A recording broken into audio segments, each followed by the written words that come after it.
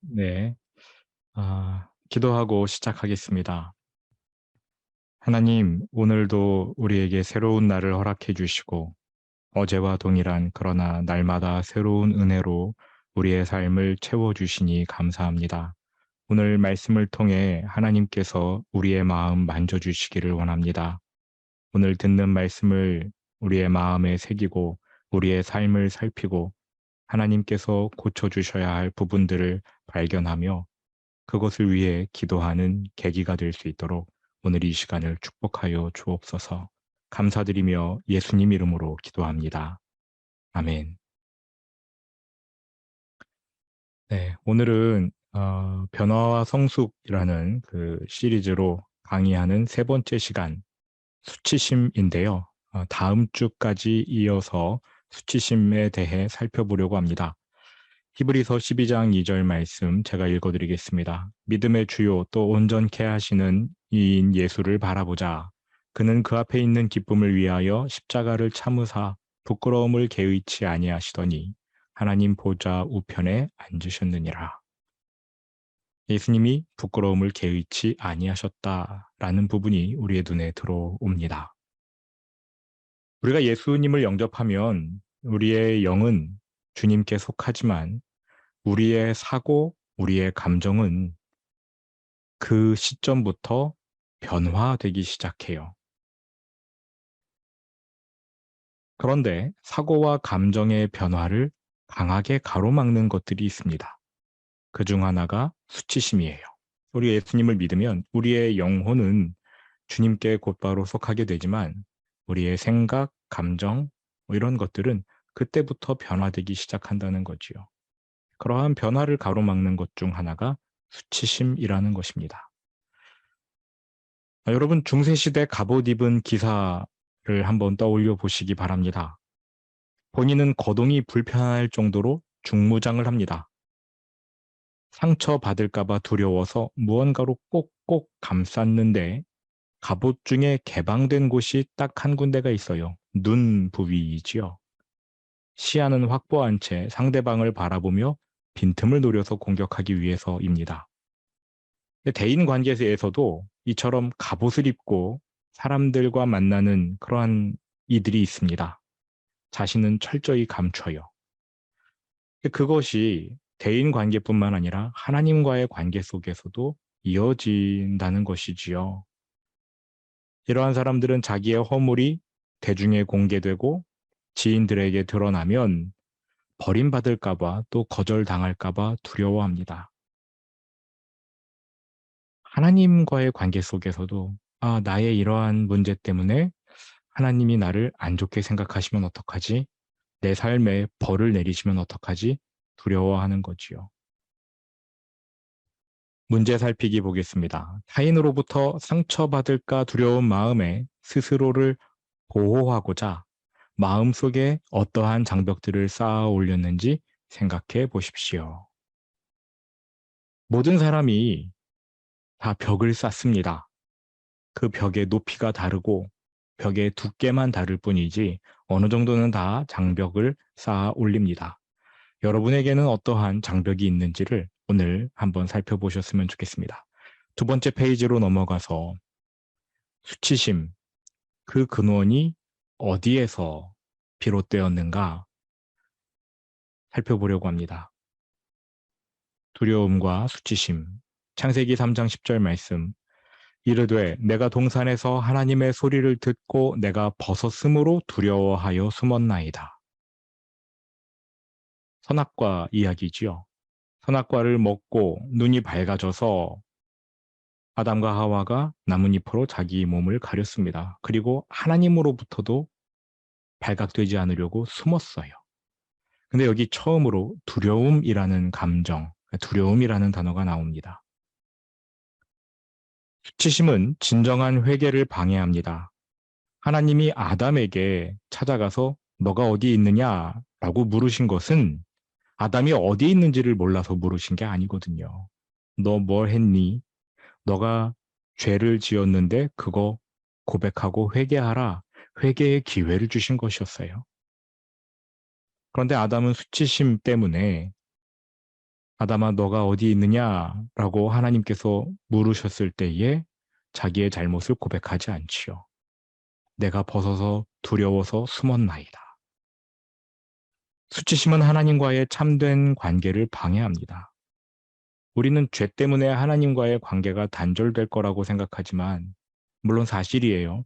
근데 그 죄를 진 것 자체로는 회개를 통해서 회복할 수 있는 그러한 계기가 되는 건데, 정말 문제는 수치심이라는 거지요. 죄를 진 것도 문제지만 수치심은 회개를 방해하므로 하나님과 회복되는 기회를 앗아가 버립니다. 우리 중 많은 사람들이 하나님의 음성, 특히 죄를 책망하시는 음성을 들을 때 두려워합니다. 거북스러워합니다. 그래서 어떻게 하느냐? 자기의라는 무화과 나뭇잎으로 자신을 가리는 거예요.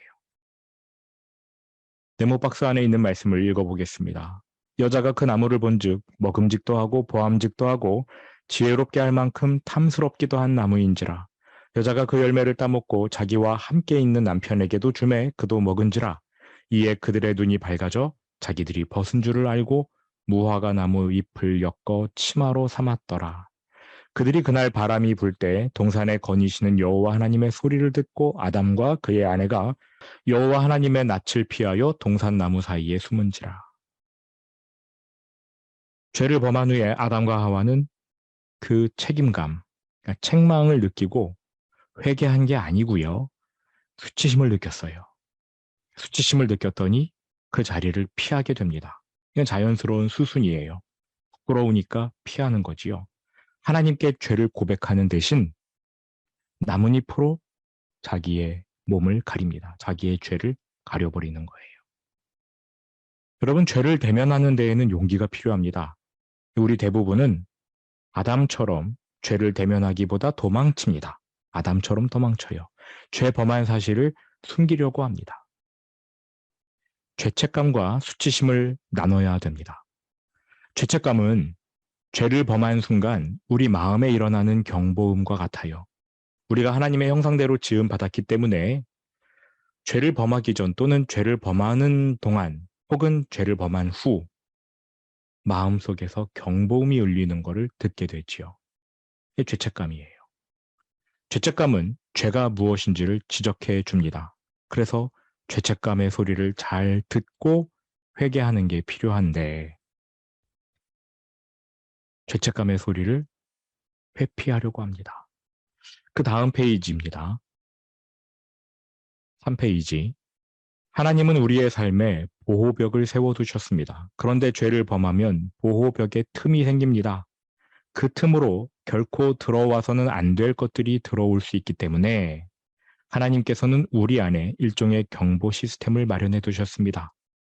우리의 보호벽에 틈이 생기면 들어와서는 안 될 것들, 이제 마귀가 들어올 수도 있다는 거겠죠.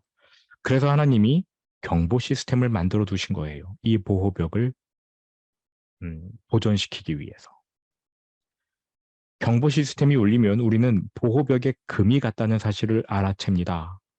그래서 회개하고 하나님께 나아갈 수 있는 거지요.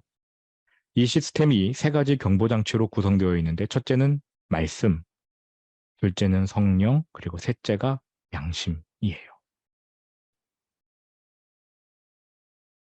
죄를 범하여서 우리 인생 전반에 하나님이 둘러놓으신 보호벽이 훼손될 경우 말씀, 성령님, 그리고 양심이 경보음을 바랍니다. 어떻게 작동하는지 알려드리겠습니다. 우리가 성경을 읽고 묵상하는 동안 성령께서 특정한 구절들을 우리의 눈에 띄게 하시는 거지요. 말씀의 검으로 우리의 심장을 찌르십니다. 삶 속에 죄를 범했던 영역들, 그러한 부분들을 책망하시는 거예요. 이때 우리의 영혼이 경계 상태로 전환됩니다. 성령께서 계속 말씀으로 빨간 경보등을 깜빡이시기 때문에 그렇습니다. 혹시 여러분 동일한 말씀이 계속 반복되는 그런 거 체험해 보신 적이 있으십니까? 다른 사람들에게서 똑같은 말씀을 듣게 되는 경우가 그럴 겁니다. 이때에 지적받은 죄를 즉시 다루지 않으면 우리의 양심이 발동해요. 마음이 불편해지는 거지요. 여러분 마음이 불편해질 때 아, 그 마음의 소리를 잘 들으셔야 됩니다. 양심이, 선한 양심이 우리의 마음을 찌릅니다. 우리가 회개해서 그 죄를 해결할 때까지 우리를 괴롭힐 것입니다. 이 세 가지 경보 장치, 말씀, 성령, 그리고 양심. 이 세 가지 경보 장치는요, 우리의 관심사가 아직 해결되지 않은 죄에 집중되도록 그렇게 우리를 이끌어 줍니다. 그러니까 죄에 대해 책임감을 갖게 하게끔 우리를 책망하고 회개로 인도하는 그러한 경보 시스템인 거지요. 이제 문제는 너무나 오랫동안 우리가 크리스천들이 하나님의 말씀을 무시해 왔다는 겁니다. 말씀을 무시하는 것은 성령님을 근심케 하는 것이고 성령을 소멸하는 거예요. 데살로니가 전서 5장 19절 말씀에 성령을 소멸하지 말며 예언을 멸시하지 말라. 예언은 하나님의 말씀이에요. 성령을 소멸하지 말며 말씀을 멸시하지 말고, 이게 두 개가 똑같은 거죠. 우리가 말씀을 멸시하면 성령님을 무시하는 거고, 성령님을 무시하다 보면은 성령님이 근심하면서 소멸되는 겁니다. 성령님은 말씀으로 역사하셔요. 이 말씀이 들려올 때 저항하면 안 됩니다. 죄책감, 그것도 하나님께서 우리의 양심을 통해 주시는 경보음인 거지요. 만약에 말씀도 못 듣고 성령님도 이렇게 잘 역사하지 않으시는데 죄책감마저 우리가 느끼지 않는다. 그러면은 뭐 방법이 없습니다. 죄책감을 느낀다는 것은 아직 양심이 기능한다는 뜻이거든요. 죄를 범하기 전에 죄인 줄을 알면서 죄를 범할 때는 움찔할 거고요. 죄를 범한 후에는 하나님 앞에 죄송해서 어쩔 줄 모를 것입니다. 이게 죄책감이에요. 그래서 죄책감은 굉장히 귀한 선물입니다. 우리를 회개로 이끄는 하나님의 은혜예요. 반면에 수치심은요, 하나님으로부터 온 것이 아닙니다. 죄책감과 조금 비슷해요. 그런데 이 수치심은 하나님으로부터 온 것이 아니고 우리를 회개로 이끄는 게 아니라 죄를 빨리 덮어두고 남들이 보지 못하게끔 감추게 하는 게 수치심이에요. 사탄이 사용하는 도구이죠. 수치심은 여러 가지 두려움을 동반하는데 죄 범한 사실이 사람들에게 발각되고 드러날까 봐 두려워합니다. 이러한 두려움이 수치심에 동반되고요. 그 결과 체면이 깎일 것을 염려하게 되고, 그리고 결국 사람들이 나를 거절하지 않을까? 이러한 예상을 하면서 두려움을 갖게 됩니다. 이 수치심이 안기는 두려움이 그래요. 이러한 수치심이 작동하면 회개하지 못합니다. 자신의 모습이 공개될까 봐 두려워서 감추는 거지요. 대학교 때 제가 CCC라는 기독교 동아리에 있었었는데요.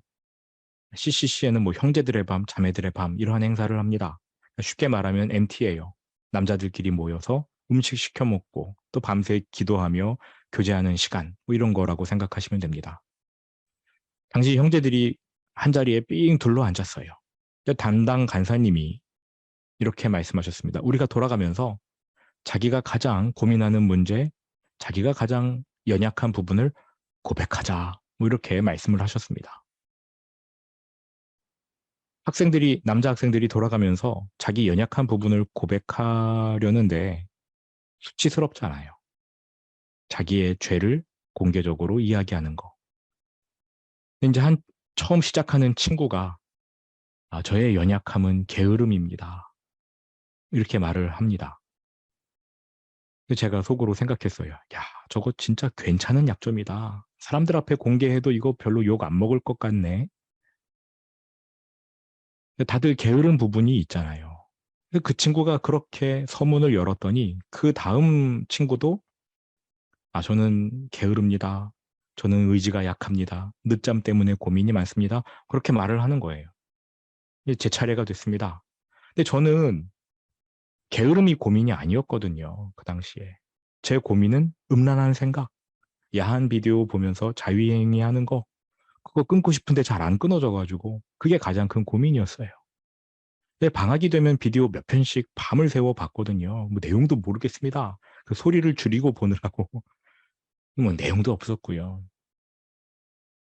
그래서 이제 제 차례가 되었는데 제가 뭐라고 말했냐면 저는 진짜 그게 고민이어서 저는 야한 비디오를 참 좋아합니다. 보면 안 되는 걸 알면서도 계속 봅니다. 이렇게 고백을 했어요. 저는 그 당시에 제 이미지, 뭐 체면 이런 거 별로 신경 안 썼고요. 정말 그 문제가 제게 해결하기 어려운 문제여서 그냥 진심으로 고백한 거거든요.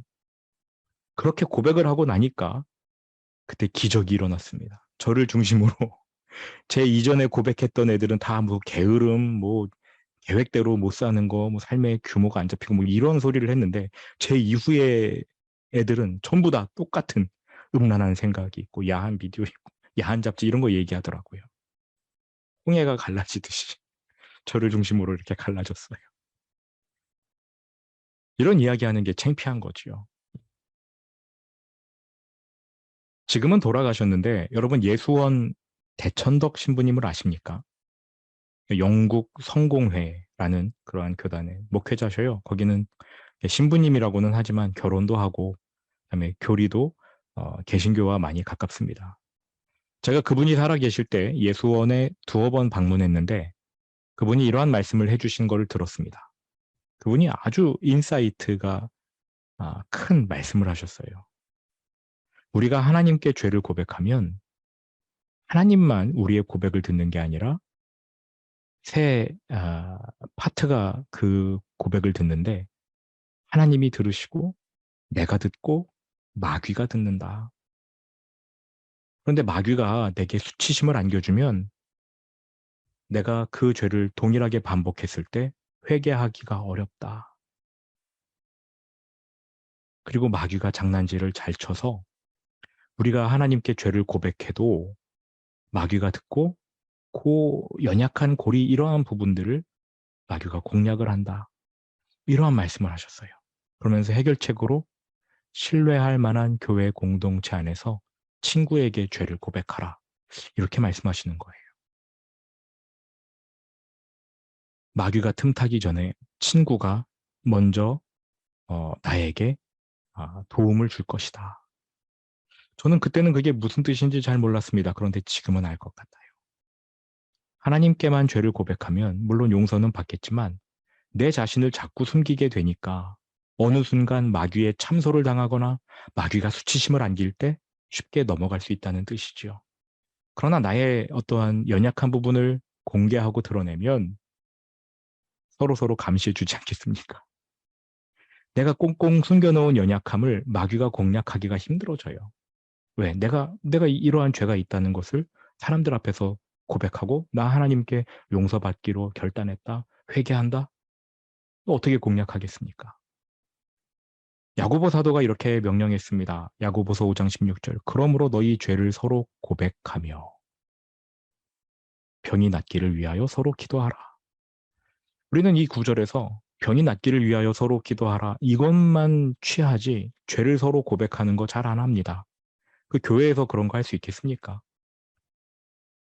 여러분 당장 속해 있는 남전도회 뭐 청년부 거기 가서 나의 죄, 내가 이번 주에 이러이러한 죄를 지었습니다. 고백하실 수 있겠어요? 하나님 말씀을 잘 안 지키는 거지요.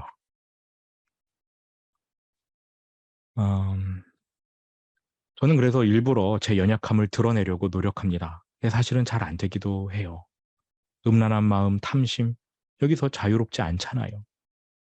그래서 저는 원칙을 세웠는데 제 아내에게는 내가 다 고백하겠다. 그 원칙을 세웠습니다. 그 음란한 마음 품을 때 아내에게 막 고백하고. 요즘에는 제가 또 교회에서도 많이 고백을 합니다. 예. 언제 한번 교회에서 남자 집사님들 다 데려다 놓고 하룻밤 캠핑 같은 거 가서 한번 그러한 시간을 가지려고도 하고 있습니다. 여러분 어떠십니까? 수치심. 4페이지로 넘어가겠습니다. 수치심의 특징. 수치심은 내 존재에 대한 거짓말을 믿을 때 시작됩니다. 어떤 이야기냐면 죄를 지었을 때 양심이 작동하거나 성령께서 말씀으로 책망하시면 죄책감이 드는데 그때 죄책감은 이렇게 말을 해줘요. 너가 하나님의 자녀이지만 지금 너는 죄를 범했다. 그러니까 하나님의 자녀라는 정체성, 그 존재는 인정을 하고 죄를 범한 것에 대해 책망이 가해지는 거지요. 그때는 우리는 이 정체성을 위해서 회개의 자리에 나아가게 되는 겁니다. 그런데 수치심은 너 하나님의 자녀인데 어떻게 죄를 범할 수 있니? 너 죄를 범했으니까 너 하나님의 자녀 자격 박탈당한 거야. 이렇게 말을 한다는 거예요. 내 정체성, 내 존재에 대한 거짓말. 여기에 휘둘릴 때 수치심이 증폭되고 시작되고 그렇게 하는 거예요. 그렇게 되는 거예요. 네모박스 안에 있는 말을 좀 읽어보겠습니다. 수치심은 하나님의 은혜를 누리지 못하도록 방해합니다. 수치심에 익숙한 사람은 죄를 범한 순간 나 용서받을 자격이 없어 라고 생각하기 쉽습니다. 그 결과 우리는 하나님의 은혜를 무가치하게 만들어 버립니다. 성도님들 중에 제 마음이 지금 예배를 드릴 만한 상태가 아니에요. 한 주간 너무 하나님으로부터 멀리 떨어져 살았습니다. 이렇게 말씀하시는 분들이 있더라고요. 충분히 이해는 합니다. 저도 그랬으니까요. 한 주간 막 그 야한 비디오 엄청나게 보고 그 다음날 예배 드리러 가는 게 이게 불가능해요. 그냥 교회 들어가면서부터 고개 숙이고 들어가고 나 이거 어떡하지? 나 이거 죄 용서 못 받을 것 같은데 이러한 마음으로 예배를 들어가는 거죠. 근데 그게 수치심 때문에 속는 것은 아닌가라는 생각이 듭니다. 하나님의 은혜를 무가치하게 만들어 버리는 거죠. 하나님 앞에서 감출 게 뭐가 있어요. 그리고 우리가 아무리 경건하게 산다고 해도 우리는 영원히 죄인 아닙니까? 영원히 용서받는 죄인인 거지요. 나는 의인이야, 나는 죄 없어. 이러한 분 있으십니까? 제 평생토록 자기는 음란의 문제에 대해서 해결받았다고 하는 사람 한 명을 만났습니다. 되게 이상한 사람이었어요. 자기는 그러한 거에 전혀 영향을 받지 않는데요.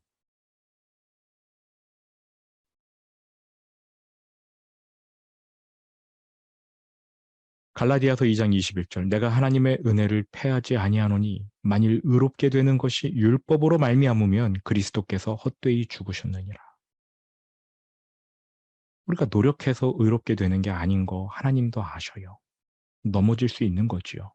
근데 그때 우리의 정체성이 무너지면 안 되는 겁니다. 하나님의 자녀, 여전히 하나님의 자녀인 거지요. 용서받을 수 있는 하나님의 자녀. 하나님께 나아가서 회개하고 다시금 성령의 능력으로 죄를 범하지 않으려고 또 이렇게 노력하는, 죄와 싸우는 그러한 노력이 이어지면 되는 건데 우리는 죄를 범한 순간 마치 난 끝났어. 나의 이 좋은 이미지, 내 이 좋은 신앙, 내가 이렇게 나쁜 사람인가 막 이러면서 자책감에 빠지고 그렇습니다. 다른 사람들 앞에서 자기의 모습을 좋게 드러냈기 때문에 심지어 하나님 앞에서도 내 모습을 좋게 드러내려고 했기 때문에 그런 거 아니겠습니까?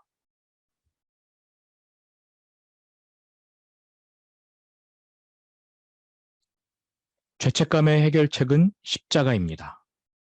그리고 수치심의 해결책은 하나님 말씀의 진리입니다. 말씀을 제대로 받아야 돼요. 네.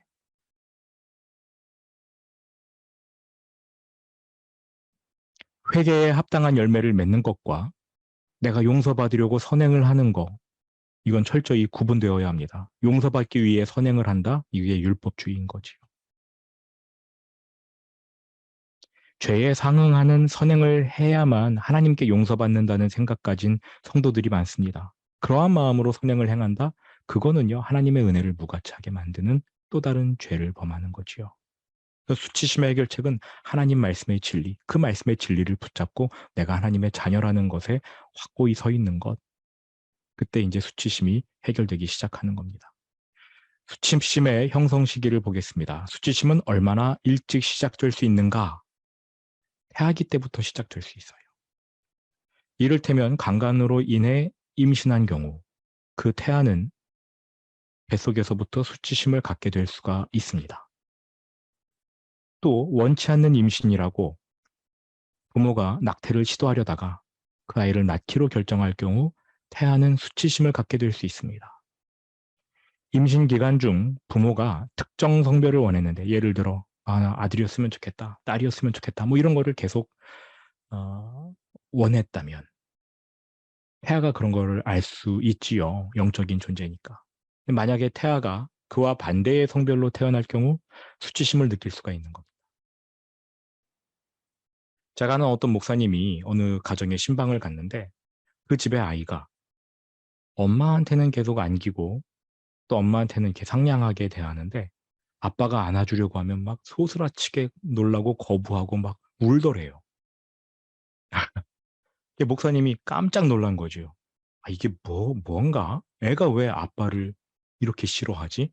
그래서 그 목사님은 처음에는 아빠가 이 아이에게 뭔가 뭐 나쁜 뭐 때리거나 뭐 이런 줄 알았다는 거예요. 잠깐. 근데 이 아빠가 심각한 표정으로 아이가 이렇게 된 지 꽤 오래되었다는 거예요. 그렇게 말을 하는 겁니다. 목사님이 그 집안을 위해서 이제 같이 기도한 거죠. 기도했는데 성령님께서 어떤 음성을 주신 것 같아요. 그 목사님이 그 부모에게 물었습니다. 혹시 아이를 임신했을 때 그 아이가 이제 딸이었는데 아들을 원했습니까? 그러자 그 아빠가 솔직하게 고백을 하는 거죠. 딸인 것을 알게 되었을 때 낙태를 하려고 했다고 하더라고요. 엄마가 철저하게 반대해서 아이를 낳기는 했는데 그 아이가 어느 정도 자라더니 아빠를 무지하게 무서워하고 미워하고 싫어하고 그랬답니다. 그래서 이 아빠가 회개하고 아이에게 사과하고 그래서 점차 관계가 좋아졌다. 뭐 이런 이야기를 들었어요. 이 아이에게는 엄청난 수치심, 나는 가치 없는 자야 이러한 생각이 들어온 거죠. 낙태를 시도하려고 했으니까. 게다가 원치 않는 부모가 반대의 성별을 원했으니 어떻게 살아요? 수치심의 발전 5페이지. 성장하는 동안 우리는 타인이 내게 안기는 수치심을 받아들이기로 선택한다. 비현실적인 기대를 수용하고 거기에 미치지 못할 때. 그러니까 비현실적인 기준을 정하는 거죠. 자신이 정할 수도 있고 남들이 정해줄 수 있어요. 넌 앞으로 뭐 의사가 돼야 돼. 너 서울대 가야 돼. 근데 그걸 이제 어쩌다가 수행을 합니다. 반에서 한번 1등을 한 거죠. 그 뒤로는 이제 겁이 나는 거예요. 한 계단 더 떨어지면 어떡하지? 스스로 기준을 계속 높여가는 겁니다. 결코 다다를 수 없으므로 그 간격에서 느끼는 수치심이 지배적이게 되는 거지요. 또 나이에 맞지 않은 행동들을 합니다. 그것을 성숙이라고 착각해요. 나이에 맞는 행동을 하는 사람을 보면서는 왜 이렇게 유치해? 이렇게 판단을 해요. 아이들 중에 그런 애들이 있습니다. 그 다음이요. 내 자신의 통제 범위를 넘어선 일들에도 책임감을 느낍니다. 부모님이 자기들 문제로 싸웠는데 자녀가 나 때문이야. 뭐 이러한 책임감을 느껴요. 수치심을 느끼고 좌절하는 거고요. 그다음 잘못에 대해 부적절한 처벌을 받았다고 생각할 때 비이성적으로 분노하게 되는데 그때도 수치심이 커집니다. 증폭이 돼요. 그다음 욕설을 들을 때 수치심이 커져요. 부끄러운 줄 알아라, 창피한 줄 알아라 이러한 말을 들을 때 수치심을 느끼게 되는 거고요. 그다음 간접적인 방법으로 수치심이 형성되기도 합니다. 주로 부모님들.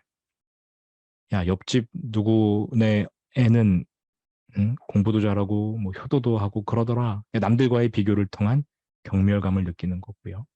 이럴 때 나의 정체성을 부정당하는 그러한 느낌을 받게 되는 거죠. 그리고 별명, 놀리는 거. 너 말라깽이, 뭐 뚱뚱해, 바보야, 뭐 이런 것들로 수치심이 증폭되기도 합니다. 부모 또는 권위자에게 거절당하고 방치될 때, 어린아이는 자기중심적으로 생각하기 때문에 모든 게 자기 탓이에요. 그래서 부모님이 본인을 방치하고 버려두더라도 그게 자기 잘못이라고 생각합니다. 수치심. 또 6페이지, 아이는 심지어 내게 이러이러한 것이 필요해라고 생각하는 것 자체를 부끄러워할 수 있어요. 그래서 말을 못하는 거죠. 나 이런 거 필요해. 부모님께 요청을 못하는 그런 아이들도 있습니다. 부끄러우니까. 왜 그런지는 모르겠지만 그래요. 학대를 받을 때는 가장 큰 수치심을 갖게 됩니다. 뭐 언어, 행동 등으로 가족이 서로에게 수치심을 안길 때, 또 그러한 수치심의 문화가 가정의 어떠한 가훈이나 뭐 이런 거로 굳어질 경우, 고통스러운 감정을 표현하면 안 돼요. 이러한 집안에서. 그런 집안들이 있죠. 울면 울지 마. 기분 나쁜 표정 짓고 있으면 너 왜 그런 그따위 표정을 지어? 뭐 이러면서 감정들을 다 부정하는 그러한 문화 속에서 자라는 그러한 사람들. 수치심이 증폭이 되는 겁니다. 왜 이러느냐? 이러한 가정은 남들에게 보이는 이미지가 중요하기 때문에 그래요.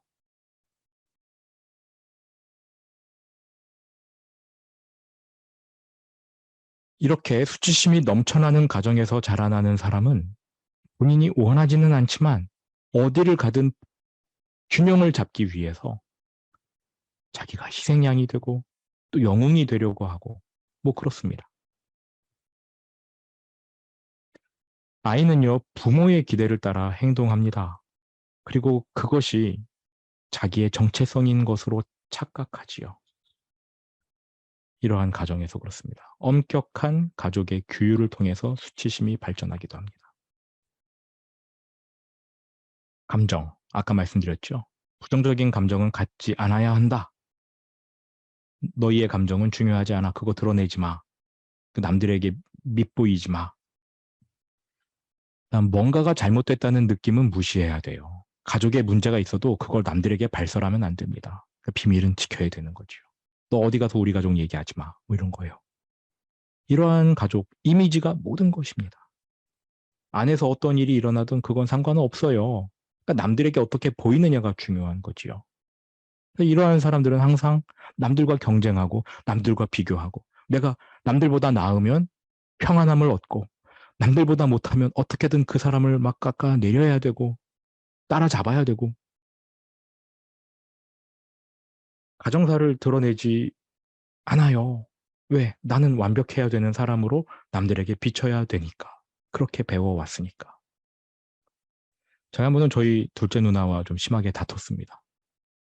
설교 중에 제가 저희 큰 누나가 이혼했다는 이야기를 했어요. 그랬더니 둘째 누나가 왜 그런 이야기를 하면서 막 화를 내는 거예요.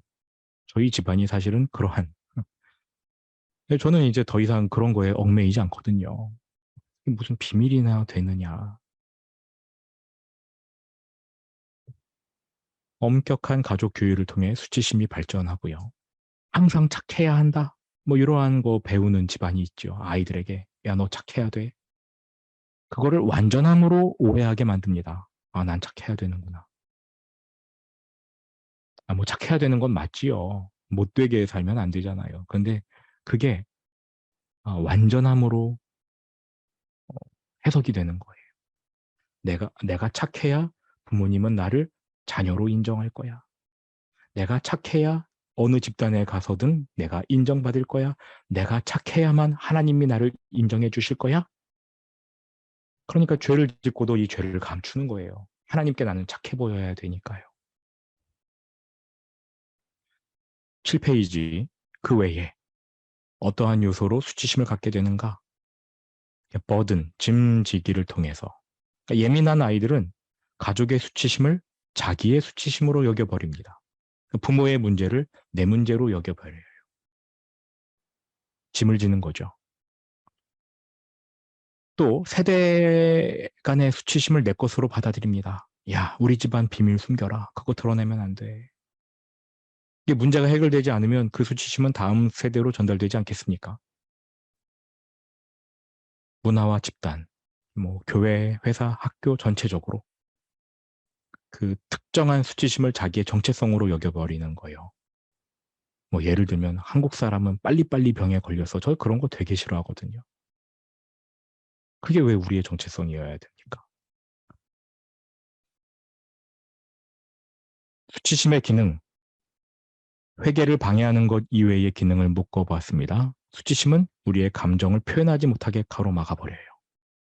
분노, 질투, 외로움, 슬픔 이런 것들 표현하지 못하는 거죠. 해소하지 못한 감정들은 더 큰 수치심으로 발전할 수 있고요. 우리에게 무언가가 필요한데 그 필요를 묶어버려요. 아, 나 사랑받고 싶어. 나 선물 받고 싶어. 나 다른 사람과 만나서 이야기하고 싶어. 그런데 나는 사랑받을 자격이 없어. 나는 선물 받을 자격이 없어. 다른 사람의 시간을 내가 뺏을 권리가 없어. 성도님들 중에 목사님이 바쁠까봐 제가 말씀드리고 싶었는데 목사님 바쁠까봐 뭐 이런 분들이 있어요. 저는 그런 분들한테 저 하나도 안 바쁘고요. 그렇게 말씀을 드립니다. 수치심은 정체성을 묶어버려요. 음, 어쩌다가 실패했는데 나 원래 그렇지 뭐. 나 나고자야. 하나님 앞에서도 그게 자기의 정체성인 것처럼 착각해버립니다. 다음 수치심은 거짓말에 견고한 진을 만들어요.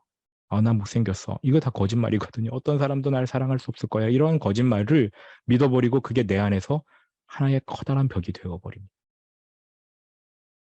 8페이지, 9페이지는 다음 주에 하도록 하고요. 일단 여기서 마치도록 하겠습니다. 그게 자기의라는 거죠. 자기의. 아담이 무화과 잎으로 자기를 가린 거.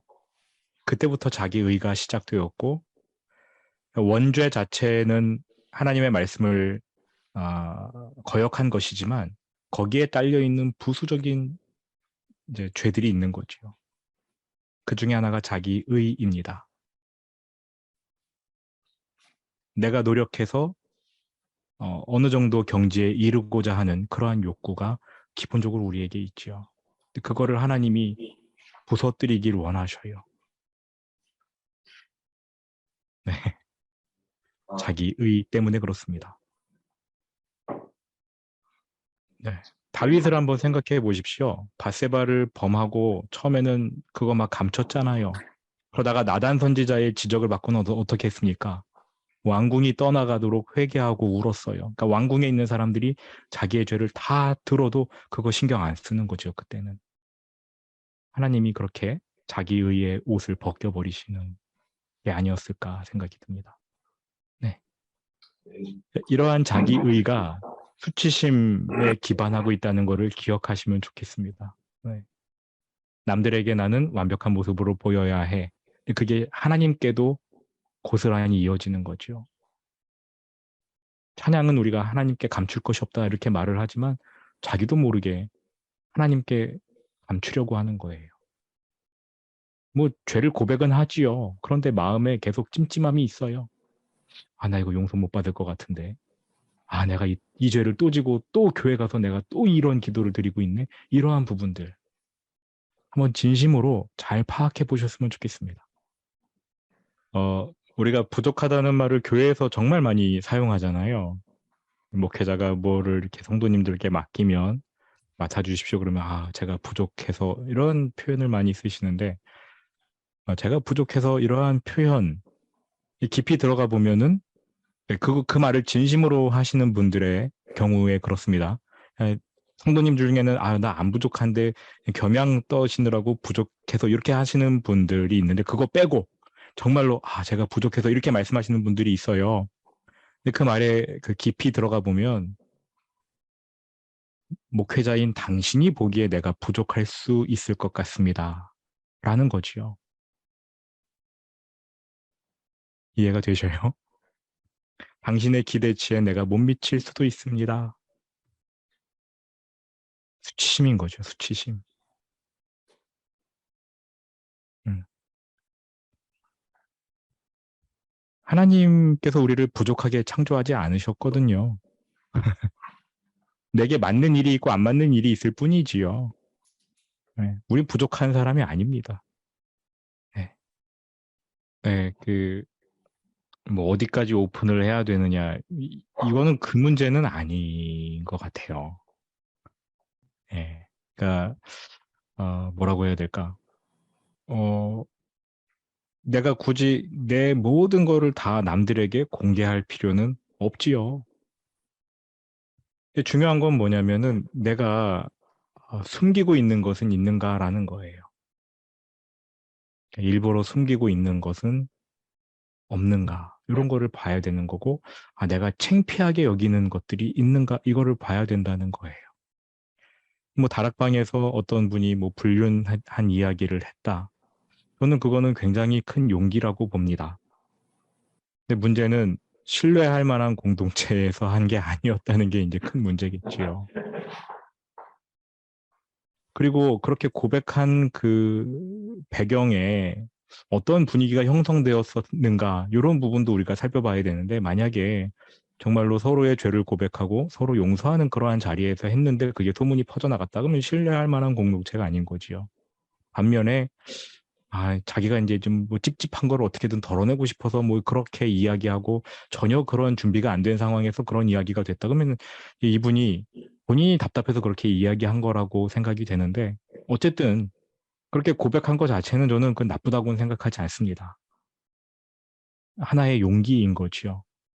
그리고 그 문제를 더 이상 어, 일으키고 싶지 않은, 그 죄에서 헤어나오고 싶은 어떠한 그러한 몸부림이라고 보여요. 그래서 이제 그 부분들은 이제 조심을 해야 되는 거고, 이제 중요한 거는 우리 안에 수치심이나 감추는 그러한 부분들이 있지 않는가, 그런 거를 살펴야 된다는 말씀을 드린 겁니다. 내가 부끄러워서 하나님께도 감추려고 하고 사람들 앞에서도 감추려고 하는 그러한 부분이 있지는 않은가. 수치심으로 인해서 하나님과의 관계가 단절되고 하나님께 버림받은 성경 인물이 있습니다. 사울 왕이에요. 사울 왕. 사울 왕은요, 아말렉을 진멸하라는 그 말씀을 어겼잖아요. 좋은 그 양들을 다 살려두고. 근데 사무엘이 왜 그렇게 했느냐고 지적했을 때 사울 왕이 한 말이 있습니다.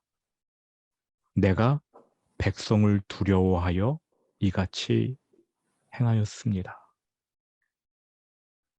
사람들의 평판, 사람들이 떠날까봐, 혹은 사람들이 자신을 안 좋게 볼까봐 등등, 그것 때문에 수치심 느껴서, 그래서 그렇게 했다고 고백을 했어요. 거기까지는 좋았습니다. 그런데 사울 왕이 그 다음에 어떻게 하느냐? 사무엘에게 이렇게 말합니다. 내가 하나님께 버림받을지는 뭐 모르겠지만 백성들 앞에서는 저의 체면을 세워주십시오.